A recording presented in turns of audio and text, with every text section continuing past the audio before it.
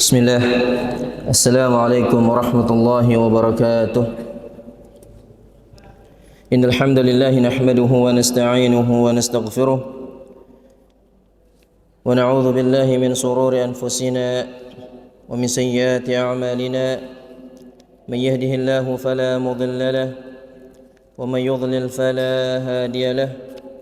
أشهد أن لا إله إلا الله وحده لا شريك له وأشهد أن محمدا عبده ورسوله. قال الله تعالى: يا أيها الذين آمنوا اتقوا الله حق تقاته ولا تموتن إلا وأنتم مسلمون. يا أيها الناس اتقوا ربكم الذي خلقكم من نفس واحدة وخلق منها زوجها وبث منهما رجالا كثيرا ونساء واتقوا الله الذي تساءلون به والأرحام إن الله كان عليكم رقيبا. يا أيها الذين آمنوا اتقوا الله وقولوا قولا سديدا يصلح لكم أعمالكم ويغفر لكم ذنوبكم ومن يطع الله ورسوله فقد فاز فوزا عظيما. أما بعد فإن أصدق الحديث كتاب الله وخير الهدي هدي محمد صلى الله عليه وسلم وشر الأمور محدثاتها وكل محدثة بدعة وكل بدعة ضلالة وكل ضلالة في النار. Ikhwani fi din, hadani Allah wa iyyakum. Alhamdulillah, malam ini Allah Subhanahu wa taala kembali mengumpulkan kita di salah satu rumahnya dalam rangka untuk memperdalam agamanya. Maka mudah-mudahan Allah memberikan taufik kepada kita semua untuk bisa memahami pelajaran yang akan kita pelajari pada malam hari ini. Amin ya rabbal alamin. Kemarin kita sampai pada perkataan Imam Al-Barbahari rahimahullahu taala di poin yang kelima, yaitu terkait tentang bahwa agama Islam atau agama ini hanya datang dari Allah Subhanahu wa taala. Kemudian berikutnya di poin yang keenam, Imam Al-Barbahari rahimahullahu taala mengatakan, wa'lam anna an-nasa lam yabtadi'u bid'atan qattun hatta taraku min sunnati mithlaha. Kata beliau, dan ketahuilah bahwa manusia tidaklah mereka berbuat satu bid'ah kecuali atau sehingga mereka meninggalkan satu sunnah yang semisalnya. Pahami baik-baik perkataan beliau. Kata beliau, ketahuilah bahwa manusia tidaklah melakukan perbuatan bid'ah meskipun satu saja, melainkan dia telah meninggalkan satu sunnah yang semisalnya. Ya. Kemudian kata beliau, fakhdharil muharramati wal muhdatsati minal umur. Maka berhati-hatilah terhadap perkara-perkara yang dilarang dan berhati-hatilah terhadap perkara yang diada-adakan di dalam agama. Fa inna kulla muhdatsatin bid'ah wa kulla bid'atin dhalalah wa dhalalatu wa ahluha finnar.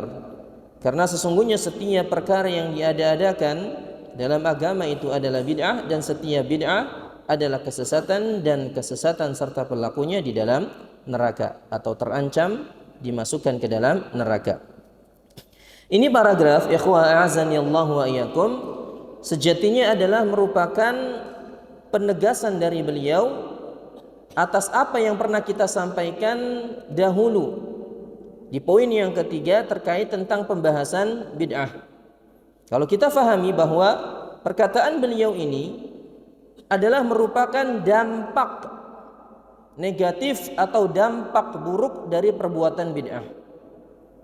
Ya, pada pertemuan-pertemuan sebelumnya sudah kita sebutkan beberapa dampak buruk dari perbuatan bid'ah. Ada yang masih ingat gak? Atau nyatet? Gak ada yang nyatet? Aduh, sedih nih. Taib, kita ulangi sambil memurajaah.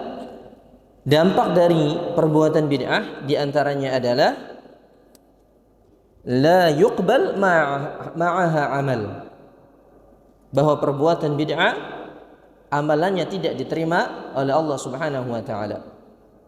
Ini dampak yang pertama. Ya, sebanyak apapun amalan yang dia kerjakan, kalau amalannya tersebut tidak bersumber dari Nabi sallallahu alaihi wasallam atau tata caranya bukan dari Nabi sallallahu alaihi wasallam dan itu berkaitan di dalam agama, maka tidak akan diterima oleh Allah Subhanahu wa taala. Dalilnya masyhur sebagaimana yang diriwayatkan oleh Ummul Mukminin Aisyah radhiyallahu anha, "Man 'amila 'amalan laisa 'alaihi amruna fahuwa raddun." Siapa yang melakukan suatu amalan yang tidak ada perintahnya dari kami, kata Nabi, perintah kami di sini maksudnya dalam agama, maka amalannya tertolak. Ini yang pertama. Yang kedua, bahwa sahibul bid'ah, pelaku bid'ah, mal'unun ala lisanir rasul. Pelaku bid'ah itu dilaknat melalui lisan Nabi sallallahu alaihi wasallam. Bayangkan, dilaknat oleh orang yang mencintai umatnya. Dia ngaku cinta kepada Nabi, tapi justru Nabi melaknatnya. Kenapa? Karena dia melakukan perbuatan bid'ah. Dalam hadis Bukhari kata Nabi sallallahu alaihi wasallam ketika beliau berbicara tentang keutamaan kota Madinah, kata beliau, "Man ahdatha fiha hadathan fa alaihi la'natullahi wal malaikati wan nasi ajma'in." Siapa yang berbuat bid'ah di dalam kota Madinah, kata beliau, maka baginya laknat Allah, laknat para malaikat, dan laknat seluruh makhluknya. Seluruh makhluk melaknat orang-orang yang berbuat bid'ah di kota Madinah. Dan ini menunjukkan tentang keutamaan kota Madinah. Bukan berarti khusus untuk kota Madinah, enggak. Ya, penyebutan hadis ini terkait tentang kota Madinah itu karena Madinah memiliki keutamaan dibandingkan kota-kota yang lainnya. Yang ketiga, annal ibtida'a yufarriqul ummah wa yumazziqu wahdataha. Bahwa perbuatan bid'ah ini bisa merusak persatuan umat, ya, merobek persatuan umat, bahkan menjadikan umat ini terpecah belah. Menjadikan umat ini terpecah belah. Bagaimana tidak? Mereka ini sumber perpecahan karena mereka tidak mau mengikuti apa yang diajarkan oleh Nabi. Mereka pun tidak mau mengambil apa yang datang dari Nabi. Mereka lebih memilih apa yang datang dari buatan-buatan manusia, sehingga sejatinya merekalah orang yang memecah belah umat. Sehingga kalau semua orang itu beragama dengan agama atau tata cara beragamanya Nabi SAW yang diwariskan kepada para sahabat-sahabatnya, maka pasti mereka akan bersatu. Makanya Syekh Shalih Al-Fauzan pernah menyinggung juga bahwa tidak mungkin umat ini atau kecil kemungkinan umat ini bisa bersatu sedangkan akidah mereka itu berbeda-beda. Tauhid mereka itu berbeda-beda, maka sulit untuk bersatu. Maka cara untuk mempersatukan umat adalah dengan menyatukan akidah mereka di atas tauhid, di atas mengesahkan Allah Subhanahu wa taala, pun dengan mengikuti tuntunan yang diajarkan oleh Nabi sallallahu alaihi wasallam. Itu yang ketiga. Yang keempat, bahwa pelaku bid'ah la yaridul haud wa la yahdha bi syafa'atin Nabi sallallahu alaihi wasallam. Bahwa pelaku bid'ah dia akan terhalang dari minum di telaga Nabi sallallahu alaihi wasallam. Itu artinya bahwa mereka akan terhalang mendapatkan syafaat dari Nabi sallallahu alaihi wasallam yang dikatakan oleh beliau, "Man syariba minhu lam yadhma abadan." Siapa yang minum air dari telaga Nabi sallallahu alaihi wasallam, maka tidak akan kehausan selama-lamanya. Itu artinya bahwa itu pertanda orang-orang yang diizinkan untuk meminum di telaga Nabi sallallahu alaihi wasallam telah mendapatkan syafaat dari Nabi, dan itu tanda bahwa dia akan selamat di perjalanan setelahnya. Ya, karena setelah haud mereka akan melewati sirat. Karena dia telah mendapatkan syafaat Nabi, maka insya Allah orang-orang seperti itu akan selamat melewati syarat atas izin dari Allah Subhanahu wa taala. Makanya mudah-mudahan kita semua termasuk orang-orang yang diberikan izin untuk bisa minum di telaga Nabi sallallahu alaihi wasallam. Amin ya rabbal alamin. Sedangkan mereka pelaku bid'ah akan ditolak, terhalang untuk minum dari telaga tersebut. Yang kelima, laisa lahu taubah, bahwa pelaku bid'ah itu susah untuk bertobat. Kenapa? Karena mereka merasa di atas kebenaran. Mereka di atas kebenaran sehingga mereka sulit untuk bertobat, tidak sebagaimana orang yang bermaksiat. Orang bermaksiat dia mengakui bahwa apa yang dia lakukan itu sebuah kesalahan, sehingga besar kemungkinan lebih mudah untuk bertobat kepada Allah. Sedangkan pelaku bid'ah dia pengennya beramal, ngakunya beramal, tapi di atas kesesatan. Makanya kata Nabi sallallahu alaihi wasallam, "Innallaha hajabat taubah an kulli sahibil bid'ah." Sesungguhnya Allah menutup taubat pelaku bid'ah. Ya, maksudnya menutup di sini ya sulit ya untuk sulit bagi para pelaku bid'ah untuk bertobat kepada Allah karena dia menyangka bahwa apa yang dia amalkan itu adalah kebenaran. Yang keenam, dan ini kalau nggak salah yang terakhir yang pernah kita sampaikan, adalah bahwa pelaku bid'ah ini semakin jauh dari Allah Subhanahu wa taala. Ya, dikatakan oleh para ulama, mazdada sahibul bid'ah illa zdadallahu bu'dah. Semakin pelaku bid'ah itu giat ya beribadah dengan kebid'ahannya, maka dia itu semakin jauh dari Allah Subhanahu wa taala. Semakin jauh dari Allah Subhanahu wa taala, dan itu subhanallah dampak yang sangat mengerikan dari perbuatan bid'ah. Bayangkan orang dia beribadah kepada Allah tujuannya adalah untuk mendekatkan diri mereka kepada Allah. Tapi karena salah dalam beribadah mengakibatkan dia itu semakin jauh dari Allah. Bukannya semakin dekat, tapi semakin jauh dari Allah Subhanahu wa taala. Ada yang bisa mengulangi 6 dampak buruk dari perbuatan bid'ah? Nah, tafadhal. Ada yang bisa mengulanginya? Tafadhal. Pertama, amalannya ditolak. Naam, dilaknat oleh Allah, malaikat dan seluruh makhluknya. Memperpecah belah umat. Aywa, ditolak dari telaga Nabi atau terhalang dari telaga Nabi. Yang kelima, sulit untuk bertobat. Dan yang keenam, semakin jauh dari Allah Subhanahu wa taala. Barakallahu fiik, Pak. Ada mutun, mudah-mudahan bermanfaat. Tafadhal. Tafadhal khud. Taib. Nah, dampak yang ketujuh, barakallahu fiik.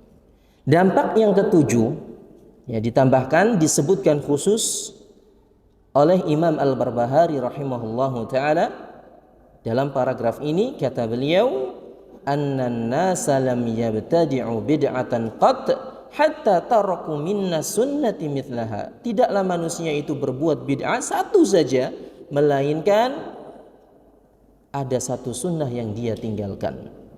Ya, ada satu sunnah dan ada satu sunnah yang ditinggalkan. Taib. Ikhwani fi din azani Allah wa iyyakum, perkataan Imam Al-Barbahari rahimahullahu taala ini sejatinya juga disebutkan oleh para salaf terdahulu. Sebagaimana disebutkan oleh Imam Ibnu Battah di dalam kitabnya Al-Ibana fi an Syari'atil Firqatin Najiyah dengan sanad yang datang dari Imam Al-Auza'i dari salah seorang tabi'in yang masyhur, yaitu Hasan bin Atiyah rahimahullahu taala. Hasan bin Atiyah ini seorang ulama yang wafat pada tahun 130 Hijriah. Wallahu alam apakah beliau termasuk tabi'in ataukah atba'ut tabi'in, ya, sekitar antara dua itu tadi.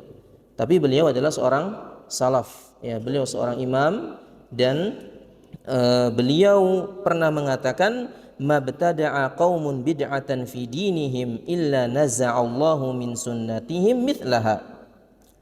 Kata beliau, tidaklah suatu kaum itu berbuat bid'ah di dalam perkara agama mereka kecuali Allah akan mencabut sunnah dari mereka yang semisalnya. Thumma la yu'iduha ilaihim ila yaumil qiyamah. Kemudian ketika Allah mencabut sunnah dari mereka, maka Allah Subhanahu wa taala tidak akan kembali atau tidak mengembalikan sunnah tersebut kepada mereka sampai hari kiamat. Bayangkan, ketika mereka berbuat satu bid'ah, akan ada satu sunnah yang dicabut oleh Allah. 2 bid'ah, 3 bid'ah, dan terus kebanyakan bid'ah yang mereka lakukan, maka semakin banyak sunnah yang akan diangkat oleh Allah Subhanahu wa taala, dan itu tidak diberikan kembali kepada mereka sampai hari kiamat. Bayangkan, seram. Kalau orang sudah dijauhkan dari sunnah Nabi sallallahu alaihi wasallam, apa yang terjadi? Sesat. Subhanallah, dampak yang sangat mengerikan dari perbuatan bid'ah adalah diangkatnya sunnah, diangkatnya taufik, yang mana sunnah tersebut itu adalah merupakan taufik bagi kita, jalan menuju keselamatan, tapi subhanallah dicabut oleh Allah. Maka tidak ada jalan kecuali, atau tidak ada jalan bagi orang tersebut kecuali kesesatan. Ya, maka ini subhanallah dampak yang sangat mengerikan sekali. Imam Al-Barbahari rahimahullahu taala menyinggung terkait tentang perkara bid'ah. Dan sudah pernah kita sebutkan pengertian bid'ah. Ada yang masih ingat gak? Bid'ah ada secara bahasa dan secara istilah. Ada yang bisa menyebutkan apa bid'ah secara bahasa dan secara istilah? Nanti kita akan rinci. Ya, bagaimana dan apa sih maksud bid'ah yang diterangkan oleh Nabi SAW dan para sahabat-sahabatnya itu, maksudnya bid'ah apa? Ada yang tahu gak pengertiannya? Ayo, ini kita singgung lagi nih supaya tambah mantap lagi bahwa bid'ah itu memang perkara yang sangat tercela. Dan insya Allah kita sini semua termasuk orang-orang yang sudah mantap untuk meninggalkan bid'ah. Meskipun di luar sana ada orang-orang yang mengatakan bid'ah itu adalah bid'ah, ada bid'ah hasanah, ada bid'ah yang baik. Nanti kita akan singgung juga. Ya, kita murojaah terlebih dahulu apa yang dimaksud dengan bid'ah secara bahasa dan secara istilah. Ada yang bisa menyebutkan? Tafadhal, Pak Jaka. Secara bahasa dulu.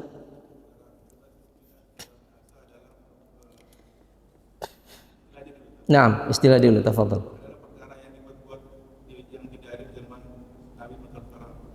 Lebih secara bahasa lupa. Baik, ada yang lain nambahin Pak Sohib?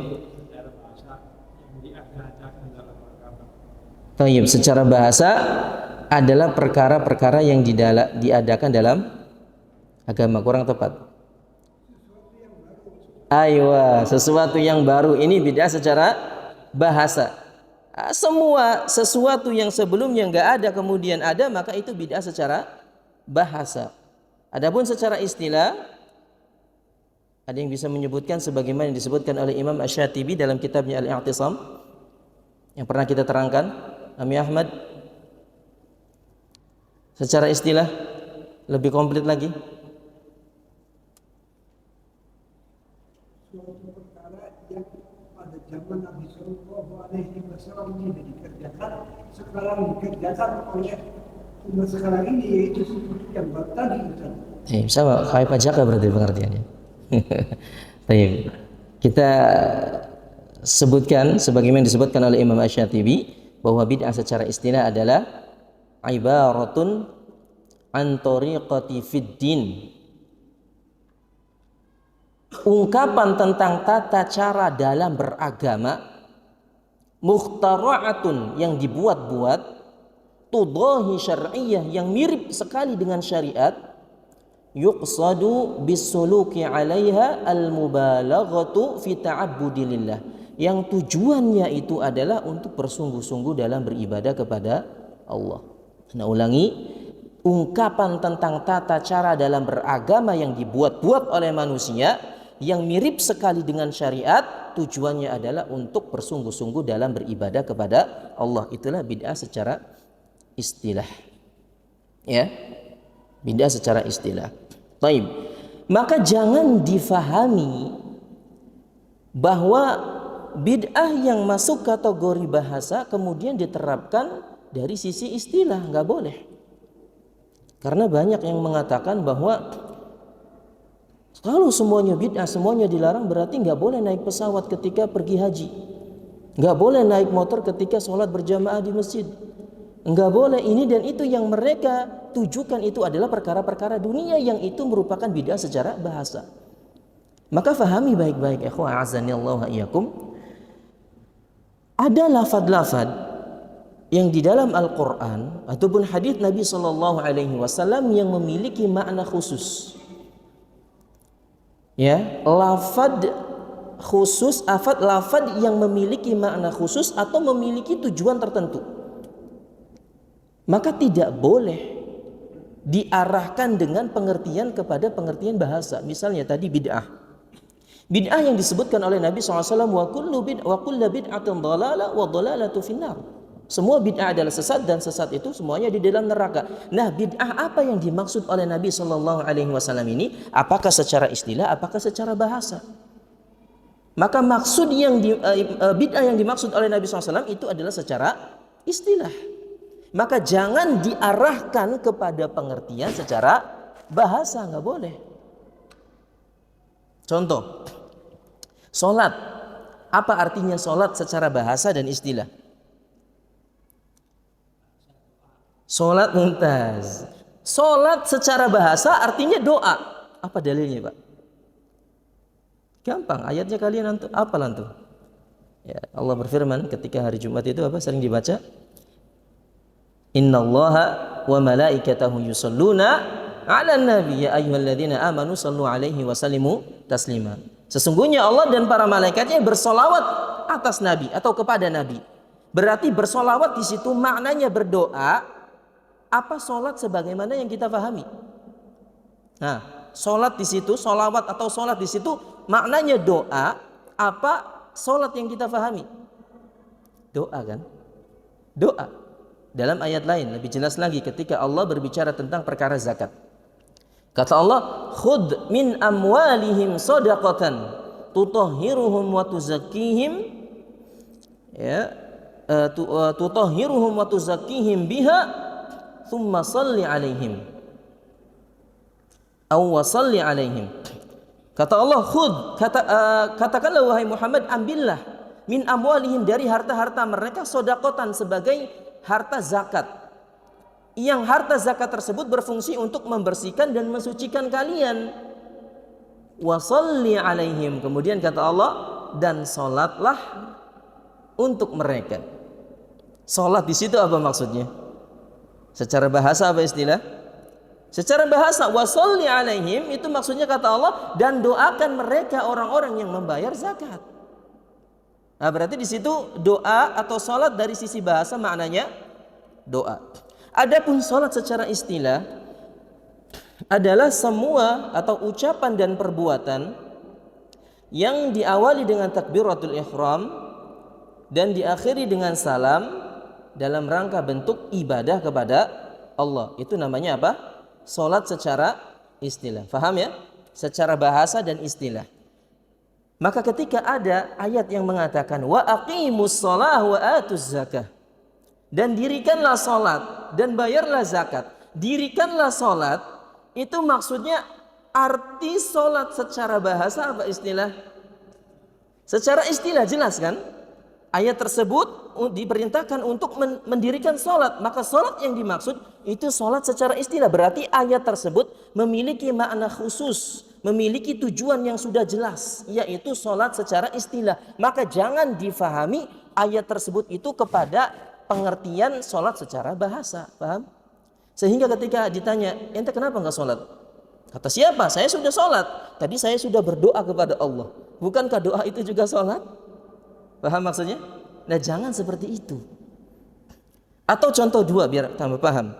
Zakat. Apa zakat itu artinya? Secara bahasa tathhir, membersihkan, mensucikan. Secara istilah apa? Ya, haqqun wajibun 'alal mal, harta yang wajib dikeluarkan, hak, ya, kewajiban yang ada di dalam harta yang diberikan kepada orang-orang tertentu di waktu-waktu tertentu. Itu kan pengertian zakat secara istilah, ya. Jadi kewajiban yang ada pada harta, ya, diberikan kepada orang-orang tertentu di waktu-waktu tertentu. Maka ketika ada ayat yang berkata wa atuz zakah, dan bayarlah zakat, apakah kalian memahaminya secara bahasa apa istilah? Kan secara istilah sudah jelas itu. Maka jangan difahami kepada makna secara bahasa. Tadi saya sudah bersih-bersih di kamar mandi, berarti saya sudah zakat. Kan lucu ya. Demikian pun juga dengan bid'ah. Bid'ah yang disebut oleh Nabi SAW yang dibahas panjang lebar tentang kesesatannya, itu bid'ah secara bahasa, secara istilah, bukan secara bahasa. Ya, maka jangan difahami perkara-perkara dunia itu termasuk pembahasan bid'ah dalam perkara agama, enggak. Karena dalam perkara dunia Allah berkata, "Huwallazi khalaqa lakum ma fil ardi jami'a." Allah yang menciptakan untuk kalian apa yang ada di bumi semuanya. Bebas. Jadi sarana prasarana yang mendukung untuk perkara-perkara ibadah, maka itu adalah bid'ah secara bahasa, maka diperbolehkan. Seperti sarana untuk lunga haji, ya, pergi haji itu dengan apa? Pesawat, naik motor karena rumahnya jauh, pergi ke masjid naik motor, maka kan itu sarana, maka itu bukan bid'ah yang disinggung oleh Nabi SAW dan para sahabatnya. Pahami baik-baik ya. Ketika ada lafal yang memiliki makna khusus, ya, maka jangan difahami dengan pengertian secara bahasa. Dan ini juga nanti letak kesalahan mereka orang-orang yang membagi bid'ah itu lebih dari satu. Nanti akan kita singgung. Taib. Ikhwani fi din, a'azzani Allah wa iyyakum. Maka itulah diantara dampak yang ketujuh, ya. Tadi kita sebutkan, tadi ada yang ketujuh. Ya, ini yang ketujuh yang disebutkan oleh Imam Al-Barbahari ini, bahwa dampak buruk dari bid'ah, mengerjakan bid'ah itu pasti menghilangkan sunnah. Allah akan mencabut sunnah yang semisalnya. Di sini Syekh Al-Fauzan hafizahullah taala berkata, "Hadhihi hikmatun 'azimah wa hiya ma'thuratun 'anis salaf." Dan ini adalah hikmah yang besar yang bersumber dari para salaf, ya.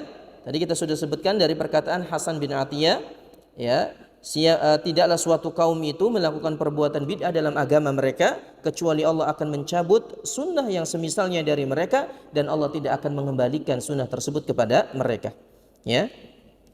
Li'annahu la tajtami'u sunnatu wal bid'ah. Karena kata beliau tidak mungkin sunnah dan bid'ah itu bisa bersama.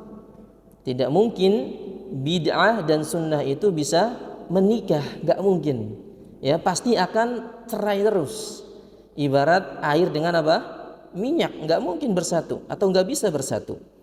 Atau ibarat siang dan malam, enggak mungkin bisa bersatu. Kalau datang malam menandakan bahwa siang sudah selesai.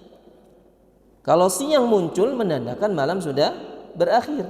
Tidak mungkin bisa bertemu. Enggak ada yang namanya waktu dan siang itu datang dalam waktu bersamaan, enggak mungkin. Maka bid'ah pun sama. Orang yang mengerjakan bid'ah itu tidak mungkin di dalamnya itu mengerjakan sunnah, enggak mungkin. Ya. Illa wa tukhrija ihdahumal ukhra. Kata beliau kecuali harus keluar salah satunya, harus dikeluarkan salah satunya. Pilih satu menjadi ahlu sunnah atau jadi ahlul bid'ah. Pilih salah satu, enggak boleh. Ya, enggak boleh yang namanya ahlu sunnah itu bercampur dengan ahlul bid'ah di dalamnya. Fala yakunul insanu mubtadi'an wa sunniyan. Maka enggak bisa seseorang itu menjadi sunni dan mubtadi'. Bal imma an yakuna mubtadi'an wa imma an yakuna sunniyan.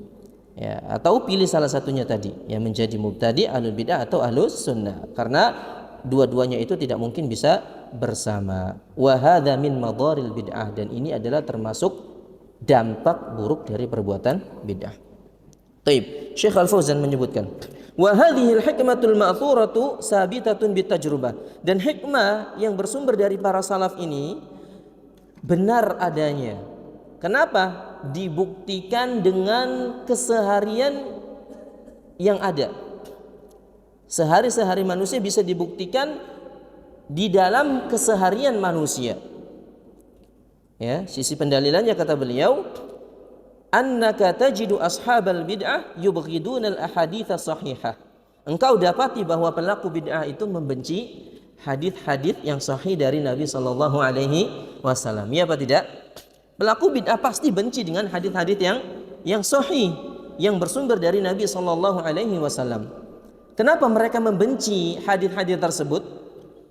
Karena hadis-hadis tersebut itu memojokkan amalan mereka, hadis-hadis sahih tersebut menyerang ibadah-ibadah mereka, ya, menyudutkan golongan mereka sehingga mereka pun terpojok, sehingga mereka pun benci kepada hadis-hadis yang sahih dari Nabi sallallahu alaihi wasallam. Di antara hadis yang begitu jelas, ya, yang dibenci oleh ahlul bid'ah itu hadis yang disebutkan oleh Imam Muslim dalam sahihnya ketika Nabi sallallahu alaihi wasallam berkhutbah. Beliau berkata, fa inna asdaqal hadithi kitabullah, atau disebut dalam khutbatul hajah, ya, sebagaimana muqaddimah yang ana baca tadi, fa inna asdaqal hadithi kitabullah wa khairul hadi hadi Muhammadin sallallahu alaihi wasallam wa syarrul umuri muhdatsatuha wa kullu muhdatsatin bid'ah wa kullu bid'atin dhalalah wa kullu dhalalatin finnar. Ini hadis yang hampir jarang dibaca atau enggak pernah dibaca oleh ahlul bid'ah. Kenapa? Karena di dalamnya disebutkan wa syarrul umur, sejelek-jelek perkara adalah yang diada-adakan. Dan setiap yang diada-adakan dalam agama adalah sesat. Dan setiap kesesatan di dalam neraka. Ahlul bid'ah isinya amalannya adalah mengada-ngada semua, ngarang-ngarang semua. Maka hadis seperti ini itu disembunyikan oleh mereka. Ya, jarang sekali disebutkan oleh pemuka-pemuka mereka atau tokoh-tokoh mereka. Bahkan, ya, di dalam sholat Jumat pun hampir mereka nggak pernah baca hadis ini, ya, apa tidak? Padahal termasuk sunnah khotib ketika membaca muqaddimah adalah dengan membaca khutbatul hajah yang tadi kita sebutkan. Itu termasuk sunnah. Tapi justru ketika ada khotib yang membaca muqaddimah khutbatul hajah, itu dianggap apa? Langsung matanya melelak. Yang tadinya ngantuk, yang tadinya tidur, deluk langsung dengap. Fa inna asdaqal hadithi kitabullah wa syarrul umur, terusnya wa kullu bid'atin dhalalah. Waduh, langsung dengel. Ya, itu kenyataan seperti itu. Ya. Dalam khutbah pun enggak dipakai hadis-hadis seperti ini. Jangankan khutbah, dalam perayaan-perayaan bid'ah mereka saja ada enggak? Ya, meskipun perayaannya itu begitu mewah, ada panggungnya, bahkan nyewa artis dan sebagainya. Ketika membuka acara tersebut, pernah enggak mereka membaca hadis tersebut? Enggak pernah kan? Ya, kenapa? Karena hadis tersebut itu nanti akan bertentangan dengan amalan mereka. Akan memojokkan mereka, akan menjadikan yang mendengarnya itu bertanya-tanya. Ya, maka itulah ciri dari pelaku bid'ah adalah suka membenci hadis-hadis yang sahih yang datang dari Nabi sallallahu alaihi wasallam. Termasuk juga hadis yang diriwayatkan oleh Aisyah radhiyallahu anha, man amila amalan laisa alaihi amruna fahuwa raddun, atau man ahdatsa fi amrina hadza ma laisa minhu fahuwa raddun. Ini juga termasuk hadis yang jarang sekali dibaca oleh pelaku bid'ah. Kadang dibaca memang, tapi ketika membahas kitab hadis Arba'in an-Nawawiyah itu pun dibaca sekilas saja sebagai apa? Ya, ibaratnya iklan saja udah. Mereka fokus ke hadis-hadis yang lainnya. Padahal hadis yang ke berapa? Yang keempat atau kelima itu ya. Dibahasnya secara umum saja. Ya. Tokoh-tokoh mereka tidak menjelaskan secara detail kepada jamaahnya tentang apa itu bid'ah, ya, dan apa bid'ah yang disinggung oleh Nabi SAW. Itu seakan-akan disembunyikan oleh mereka. Taib. Ikhwani fi din, azani Allah wa iyyakum. Kemudian kata Syekh, wa a'da aduwwil lahum, dan hadis-hadis sahih itu adalah musuh yang paling berat bagi mereka para pelaku bid'ah. Wa abghadu ma yasma'un, dan mereka paling benci mendengarkan, ya, kalau ada orang yang mengatakan hadis, ya, al haditsu fulani yanha an hadza, hadis ini melarang tentang perbuatan ini, atau hadis ini mengharamkan perbuatan ini. Itu mereka paling dongkol atau paling jengkel, ya. Makanya diantaranya hadis tadi, ya, wa kullu bid'atin dhalalah, ini dijadikan candaan oleh sebagian mereka. Ya, ketika mereka mendukung acara-acara mereka, udah jangan dengerin orang yang mengatakan, ya, bahwasanya ini adalah bid'ah dan ini sesat dan kita semua di neraka. Udah jangan hirauin. Padahal yang berkata demikian siapa? Nabi sallallahu alaihi wasallam. Dijadikan candaan, Allahumma musta'an. Tidak menghormati hadis Nabi sallallahu alaihi wasallam. Karena itulah ciri pelaku bid'ah. Baik.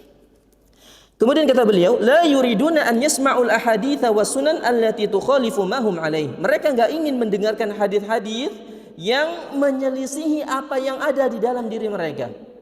Mereka enggak ingin mendengar hadis-hadis yang memojokkan amalan-amalan mereka. Ya, dan ini biasanya juga diakibatkan karena ta'assub atau fanatik terhadap kelompok tertentu. Ya, kelompok tertentu. Ini biasanya fanatik ini menjadikan penyebab seseorang itu benci terhadap hadis-hadis yang sahih. Bahwa amalan tersebut itu nyerang golongan ini atau hadis tersebut nyerang golongan ini. Hadis itu ya memojokkan golongan ini dan sebagainya. Sehingga ketika dia mendengar hadis sahih, bukannya malah mendengarkan, bukannya malah menerima, memahaminya, tapi justru karena dia fanatik kepada golongan tersebut, akhirnya dia sulit untuk lepas dari golongan tersebut. Iya apa tidak? Iya kan? Atau fanatik terhadap ya tadi amalan yang sudah dia kerjakan seperti tradisi dan sebagainya. Padahal ini pernah terjadi di zaman Nabi SAW atau setelah Nabi SAW meninggal dunia. Banyak nabi-nabi yang muncul atau nabi-nabi palsu yang mendeklarasikan kenabiannya, diantaranya adalah Musailamah Al-Kadzdzab dari Bani Hanifah. Musailamah Al-Kadzdzab ini mereka atau dia ketika mendeklarasikan kenabiannya banyak pengikutnya. Makanya terjadi perang Yamamah itu diantaranya gara-gara ini ya, perang melawan pasukannya Musailamah dan pengikutannya sangat banyak. Tapi sebagian di antara pengikut mereka itu sadar bahwasanya Musailamah ini memang al-kadzdzab, pembohong. Mereka sadar bahwa apa yang disampaikan oleh Nabi SAW itu benar. Tapi karena dia masih satu kabilah, dia masih satu kelompok dengan Musailamah, akhirnya dia pun memilih gabung dengan pasukan Musailamah kemudian memerangi kaum muslimin. Itu kenapa? Karena fanatik terhadap golongan. Dan ini sangat berbahaya, ya, sangat berbahaya. Dan betapa banyak orang-orang seperti itu ketika disampaikan kepadanya hadis-hadis yang melarang tentang perbuatan bid'ah, dia tahu, dia sadar, oh iya hadisnya ini benar, oh iya ternyata perbuatan ini salah. Tapi karena dia sudah bersama kelompoknya, nyaman dengan kelompoknya, sehingga dia pun nggak mau meninggalkan kelompoknya tersebut dan masih tetap saja berada di atas kebid'ahan bersama kelompok mereka. Maka itu diantara salah satu faktornya. Kemudian fahadhihi alamatun ala annaha la tajtami'u sunnah wal bid'ah. Maka ini menunjukkan bahwa bid'ah dan sunnah itu tidak bisa bersama atau tidak bisa bersatu. Ammal ladzi ala sunnah, adapun orang yang di atas sunnah, fayafrah, maka senang mendengar hadis-hadis yang sahih. Ya. Orang yang atau ahlu sunnah wal jamaah ketika mendengar hadis yang sahih itu justru malah senang. Kenapa? Karena dia mendengar hadis dari Nabi sallallahu alaihi wasallam. Ya, yudayyifu khairan ila khairin. Sehingga bertambahlah kebaikan yang dia miliki. Wa yudayyifu ilman ala ilmin. Pun juga ilmu dia itu bertambah, makanya dia tambah senang. Yaitu sahibus sunnah, ciri-cirinya adalah senang mendengar hadis Nabi sallallahu alaihi wasallam. Dan ini juga ikhwah yang disebutkan oleh Nabi sallallahu alaihi wasallam dalam hadisnya. Ketika Nabi SAW bersabda dari sahabat Abdullah bin Mas'ud radhiyallahu anhu, kata beliau, kata Nabi, "Nadharallahu imra'an sami'a maqalati fawa'aha wa hafidhaha wa ballaghaha farubba hamilin fiqhin ila man huwa afqahu minhu." Kata Nabi, semoga Allah memberikan nazrah kepada orang yang mendengarkan ucapanku atau mendengarkan hadisku. Didoakan oleh Nabi SAW, semoga Allah memberikan nazrah. Nazrah itu wajah yang berseri-seri, ya, kebahagiaan, ya, artinya bisa kita artikan kebahagiaan. Semoga Allah memberikan kebahagiaan baik di dunia ataupun akhiratnya bagi mereka yang mendengar ucapanku, mendengar hadis-hadisku, lalu dia memahaminya. Wa hafidhaha, setelah memahaminya dia menghafalnya. Wa ballaghaha, lalu setelah menghafalnya dia menyampaikannya. Farubba hamilin fiqh ila man huwa afqahu minhu, dan bisa jadi orang yang menyampaikan ilmu, menyampaikan hadis Nabi sallallahu alaihi wasallam itu kepada orang yang lebih mengerti darinya. Nah, di sini ada motivasi bagi kita semua untuk mempelajari hadis-hadis Nabi sallallahu alaihi wasallam, untuk memahami dan menghafalnya, bukan hanya sekedar difahami tapi juga dihafal, kemudian disampaikan kepada yang lainnya. Maka didoakan oleh Nabi SAW mendapatkan nazrah, mendapatkan kebahagiaan.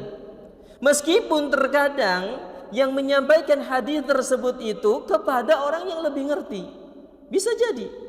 Maka termasuk ana, bisa jadi ketika menyampaikan hadis antum lebih ngerti tentang hadis tersebut, bisa jadi seperti itu. Tapi tidak mengapa, tidak mengapa. Ya, mudah-mudahan kita termasuk orang yang mendapatkan nazarah dari Allah Subhanahu wa taala akibat memahami, menghafal dan menyampaikan hadis yang datang dari Nabi sallallahu alaihi wasallam.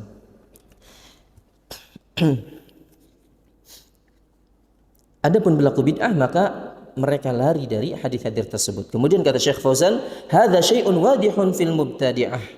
Maka inilah perkara yang sangat jelas yang nampak pada pelaku bid'ah, annahum yuharibuna sunan. Mereka lari dari hadis-hadis Nabi sallallahu alaihi wasallam. Kenapa? Li'annaha taqdi 'ala ma 'indahum minal bid'ah.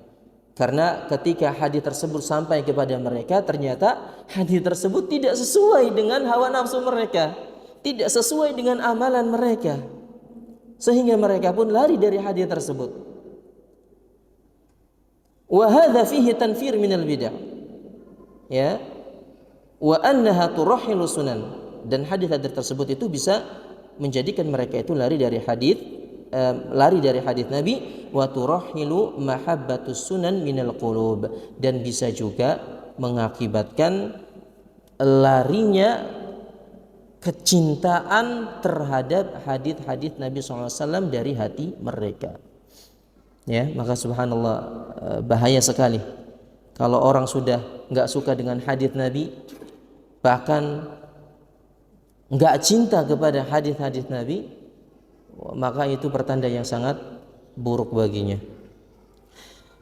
Makanya dikatakan bahwa bid'ah itu lebih parah daripada kemaksiatan, sebagaimana dikatakan oleh Sufyan Ats-Tsauri rahimahullahu taala. Beliau berkata, al bid'atu ahabbu ilal iblis. Bid'ah itu lebih disukai oleh iblis. Kenapa? Ya, daripada maksiat. Karena maksiat yutabu minha, karena pelaku maksiat sangat diharapkan atau besar kemungkinan bertobatnya, sedangkan pelaku bid'ah la yutabu minha, kecil kemungkinan dia bertobat kepada Allah Subhanahu wa taala. Kemudian di sini Syekh Al-Fauzan mengatakan, mengomentari perkataan fahdharil muharramati minal umur, maka jauhilah perkara-perkara yang haram dari agama ini. Kata beliau, li'annal muharramat la khaira fiha, karena perkara-perkara yang diharamkan oleh Allah itu enggak ada kebaikan di dalamnya, entah itu bentuknya kekufuran, entah itu bentuknya kesyirikan, atau bentuknya kemaksiatan. Li'annallaha la yuharrimu syai'an wa fihi khairun, karena Allah tidaklah mengharamkan sesuatu yang di dalamnya itu ada kebaikan. Wa innama yuharrimu ma huwa syarrun mahdhah, akan tetapi Allah mengharamkan sesuatu itu ya, melainkan itu keburukan semuanya. Diharamkan itu karena merupakan keburukan seluruhnya. Atau syarrun rajih, atau keburukannya itu lebih besar daripada manfaatnya atau kebaikannya. Atau keburukannya itu setara. Ya. Makanya kalau ada seandainya perbuatan yang di dalamnya itu kalau semuanya keburukan, ditinggalkan. Kalau mayoritas keburukan, juga harus ditinggalkan. Kalau setara keburukannya dengan kebaikannya, ditinggalkan apa diamalkan? Ditinggalkan. Tapi kalau seandainya suatu perbuatan itu mayoritas lebih besar kebaikannya daripada keburukannya, boleh nggak diambil? Boleh nggak diamalkan? boleh. Ya, karena apa? Karena mayoritas kebaikan, sedangkan keburukannya itu sedikit, maka ini diperbolehkan. Contoh biar lebih jelas. Ketika Allah Subhanahu wa taala mengharamkan riba. Riba ini buruk apa baik? Buruk apa baik? Buruk. Tapi ada nggak kebaikannya? Ada. Sama-sama untung kan? Ada kebaikan, bisa membantu orang, ada kebaikannya. Tapi keburukannya lebih besar daripada manfaatnya. Maka haram hukumnya, tidak boleh diambil. Contoh lain, khamr. Ada nggak manfaatnya? Ada nggak kebaikannya? Ada kan? Allah yang mengatakan demikian. Wa ithmuhuma akbaru min naf'ihima. Tapi dosanya, keburukannya lebih besar daripada manfaatnya. Maka jangan diambil. Paham nggak sampai sini? Jadi kalau keburukannya lebih besar daripada manfaatnya, itu jangan diambil. Atau setara juga jangan diambil. Nah kebalikannya, kalau mayoritas kebaikannya yang lebih besar, sedangkan keburukannya sedikit, boleh diambil? Boleh. Apa contohnya? Hah? Obat bius. Kita yang gampang-gampang dulu. Contoh syariat hudud atau syariat had. Hukum had lah. Misalnya kalau ada yang mati, ada yang membunuh, harus dibunuh. Ada yang mencuri, kalau sudah sampai nisab harus dipotong. Ya. Atau kalau ada yang zina, hadnya dia apa? Kalau sudah nikah dirajam, atau kalau belum maka dicambuk. Ini namanya hukuman had di dalam Islam. Lihat hukuman tersebut, kebaikan, ada kebaikannya? Ada enggak? Ada. Keburukannya ada enggak? Ada. Keburukannya apa? Serem. Bayangkan, orang dipancung di hadapan manusia, serem apa tidak? Orang dipotong tangannya di hadapan manusia, serem apa tidak? Orang dirajam disaksikan oleh orang-orang, serem apa tidak? Ini kan menurut manusia buruk, serem.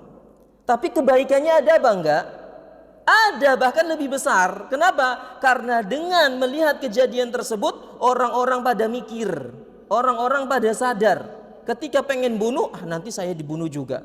Pengen mencuri sampai nisab, nanti dipotong. Pengen zina, aduh saya sudah nikah, nanti dirajam. Mikir-mikir sehingga manfaatnya lebih besar. Maka ini diperbolehkan. Contoh lain. Ini paling senang ini. Ta'adud. Poligami. Ada manfaat, ada keburukannya enggak? Ada enggak? Ada kan dua-duanya. Keburukannya dari sisi istri yang pertama, mungkin dia merasa diduakan, merasa dinomor sekiankan, atau bahkan merasa suamiku nggak cinta lagi kepadaku. Itu kan buruk menurutnya, ya nggak? Tapi lihat manfaat dari poligami itu besar apa kecil? Besar. Dengan poligami suaminya terhindar dari zina. Dengan poligami suaminya terhindar dari perselingkuhan. Dengan poligami anak-anaknya memiliki banyak saudara-saudara. Yang itu kembali maslahatnya itu lebih besar daripada keburukan yang dianggap oleh istri pertama. Ya apa enggak? Maka hal seperti itu karena kebaikannya lebih besar maka diperbolehkan. Bisa dipahami ya? Baik. Tapi kalau seandainya keburukannya lebih besar maka jangan diamalkan. Baik, itu yang dijelaskan oleh Syekh Al-Fauzan hafizahullah taala. Kemudian Imam Al-Barbahari mengatakan fa inna kulla muhdatsatin bid'ah wa kulla bid'atin dhalalah. Ya, perkataan ini dikomentari oleh Syekh Al-Fauzan, hadza nassun haditsul Irbad bin Sariyah. Ucapan Imam Al-Barbahari tadi itu adalah merupakan hadis yang dibawakan oleh sahabat Irbad bin Sariyah radhiyallahu anhu ketika Nabi sallallahu alaihi wasallam sedang berhaji. Dikisahkan oleh Irbad bin Sariyah bahwa Nabi sallallahu alaihi wasallam memberikan wejangan, ya, nasihat kepada kita dengan nasihat yang sangat menyentuh, membuat hati ini bergetar, membuat mata ini meneteskan air mata. Faqala, lalu berkata salah seorang, ya Rasulullah, ka'annaha mau'idatun muwaddi'. Ya Rasulullah, ini seakan-akan nasihat terakhir, menyentuh sekali kepada kami. Kemudian kata Nabi SAW, ya, disebutkan nasihatnya, usikum bitaqwallah. Aku nasihatkan kepada kalian agar bertakwa kepada Allah. Nasihat pertama. Wa sam'i wa ta'ah, dan dengar dan taat kepada para pemimpin. Wa in ta'ammara 'alaikum 'abdun, meskipun yang memimpin kalian itu adalah seorang budak. Dalam riwayat lain, abdun habasyun ka'annahu ra'sahu zabibah. Meskipun kalian dipimpin oleh seorang budak yang kepalanya itu seperti kismis, seperti anggur. Tahu budak ya? Budak mungkin nggak menjadi pemimpin, nggak mungkin. Orang dirinya saja dimiliki oleh orang lain, bagaimana dia itu bisa memimpin? Kalaulah seandainya budak itu menjadi pemimpin, maka pasti dipastikan caranya tidak syar'i. Entah dengan kekuatan, memberontak dan sebagainya, bisa jadi mereka menjadi pemimpin. Karena pada dasarnya perpindahan pemimpin itu dilakukan dengan dua cara yang syar'i. Pertama dengan istikhlaf, ya, menunjuk ya khalifah sebelumnya kepada khalifah yang akan datang, seperti halnya Abu Bakar menunjuk Umar radhiyallahu anhuma untuk menjadi penggantinya. Nah, ini namanya istikhlaf, ditunjuk. Ataupun musyawarah. Musyawarah itu seperti halnya ketika Abu Bakar diangkat menjadi khalifah, itu dimusyawarahkan oleh majelis syura orang-orang yang berilmu. Kemudian diputuskanlah bahwa Abu Bakar yang menjadi khalifah. Nah, adapun selain dari dua ini, maka caranya tidak dibenarkan, tidak syar'i. Nah, seorang budak seandainya seorang budak itu menjadi pemimpin, berarti dia melakukannya dengan cara yang batil, entah memberontak dan sebagainya. Tapi lihat di sini, Nabi SAW mengatakan, dengar dan taatlah kepada pemimpin kalian meskipun budak sekalipun yang memimpin kalian. Ya, selama budak tersebut muslim, selama budak tersebut itu menampakkan syiar-syiar Islam, meskipun dia zalim, meskipun dia tidak saleh, wajib bagi kita untuk taat, nggak boleh memberontak. Makanya ketika Imam Ahmad rahimahullahu taala, seperti Muhammad bin Nuh, ya, di zamannya ketika muncul fitnah Al-Quran adalah makhluk, itu mereka berdua sabar, subhanallah. Padahal bisa saja Imam Ahmad mengatakan yang memiliki banyak pengikutnya untuk memberontak, bisa saja Imam Ahmad mengatakan demikian, tapi tidak dilakukan oleh Imam Ahmad. Beliau lebih memilih tinggal di penjara, beliau lebih memilih disiksa di dalam penjara daripada untuk mengatakan pengikutku berontak. Enggak. Hasan al-Basri rahimahullah ta'ala, seorang ulama dari kalangan tabi'in pun sama, ketika didesak untuk memberontak, beliau tetap sabar. Ya, beliau untuk tetap sabar, karena inilah ya etika yang diajarkan oleh Nabi sallallahu alaihi wasallam kepada ahlu sunnah wal jamaah, adalah dengan tunduk dan taat kepada pemerintah, ya, dalam perkara ma'ruf, Taib. Kemudian kata Nabi, fa innahu man ya'is minkum ba'di fasayara ikhtilafan katsira. Maka siapa di antara kalian yang hidup setelahku, maka dia akan melihat perpecahan yang banyak. Ya, dia akan melihat inovasi-inovasi dalam agama. Ya, ini yang disebut dengan perbuatan bid'ah, dan itu terbukti. Ya, bid'ah itu munculnya setelah Nabi SAW meninggal dunia.